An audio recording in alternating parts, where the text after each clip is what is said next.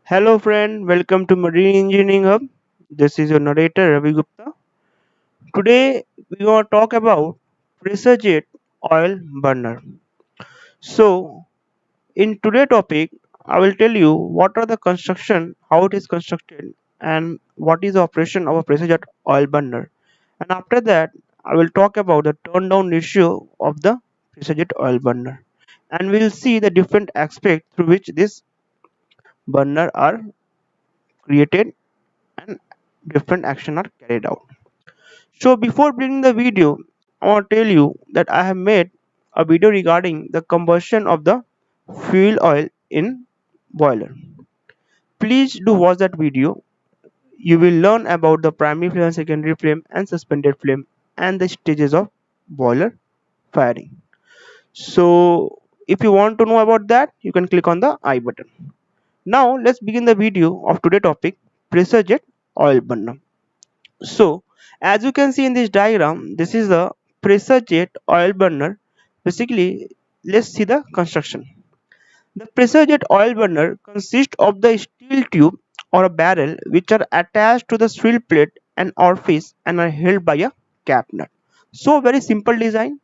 It means that this is a steel tube or a barrel which is being attached with the swivel plate and orifice plate, and then are these three are bind together with the help of a cap nut. So these are a very simple construction.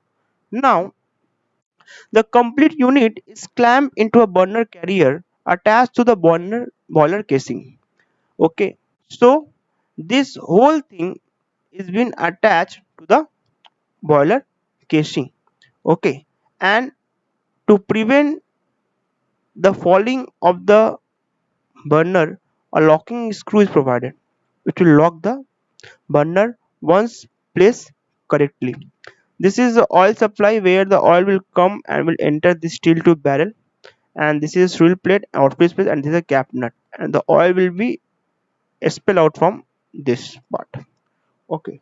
Now limit switch which is provided to give alarm when the burner is taken out for cleaning or not properly placed. This safety prevent the oil injection inside the boiler furnace through oil burner.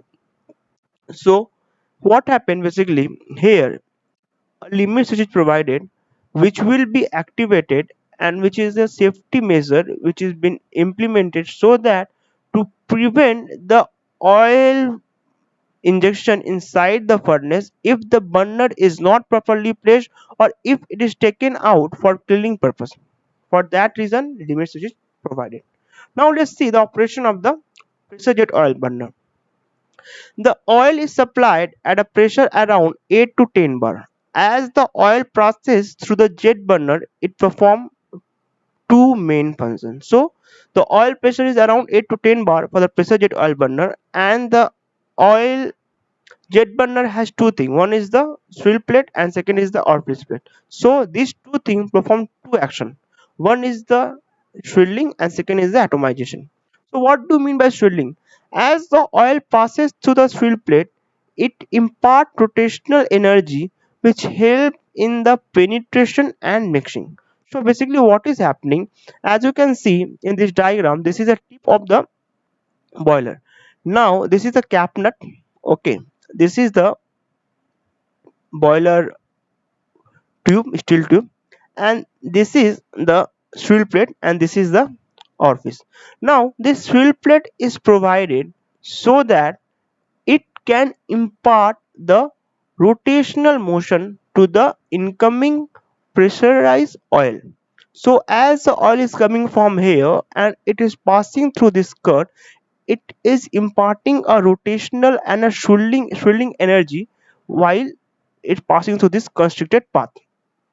Okay, now what happened after gaining the rotational energy which help for the penetration and mixing of the oil with the incoming air.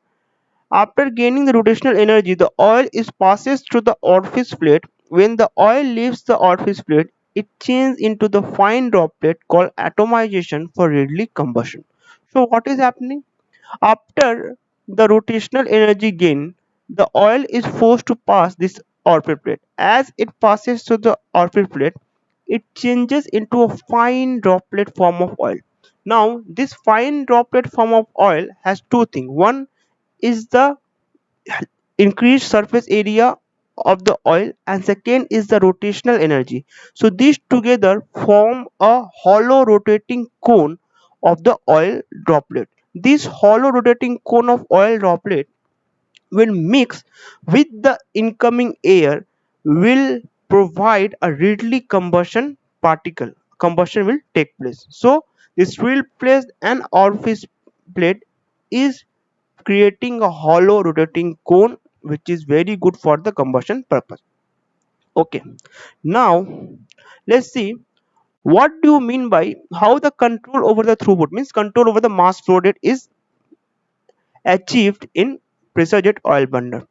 To ensure that the oil is throughput can be varied depending upon the load condition, two methods is employed.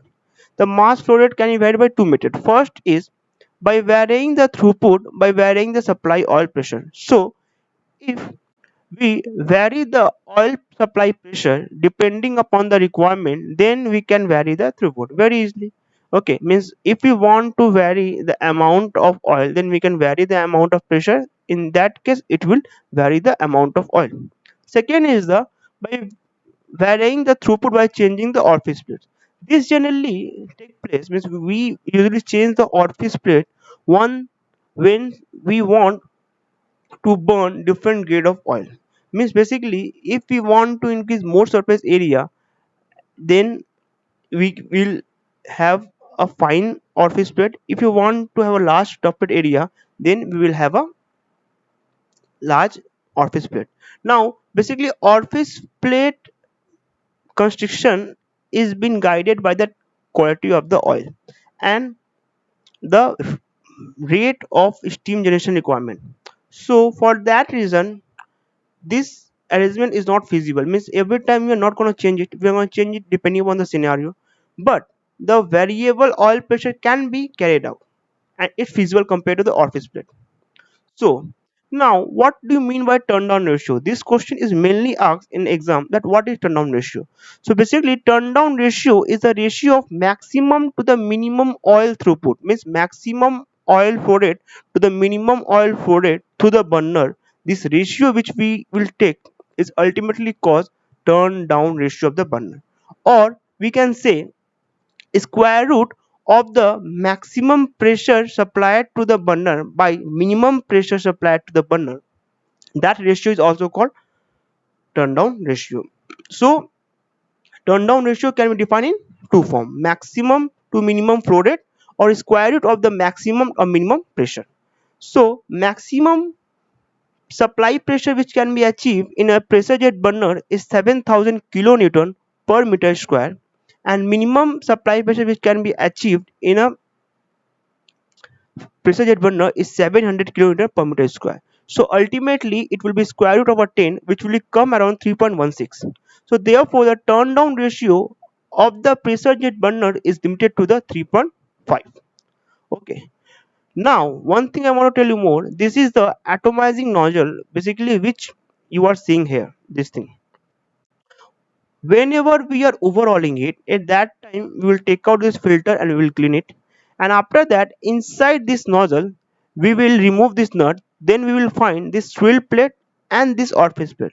This swirl plate and orifice plate area, this hole is to be cleared and blow with the air, so that to ensure that there should not be any dust and dirt particles should be provided.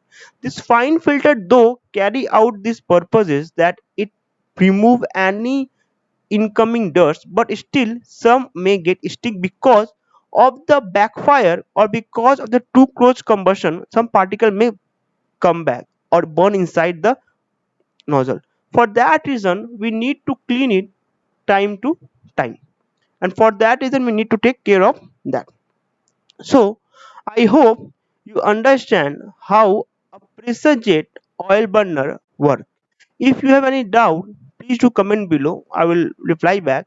Please do subscribe and please do share my video with all your friends. Let them bring them all to this platform so that we can learn and grow together. Thank you, friend. Have a good day. Image kit goes to GH Flanagan. Thank you, friend.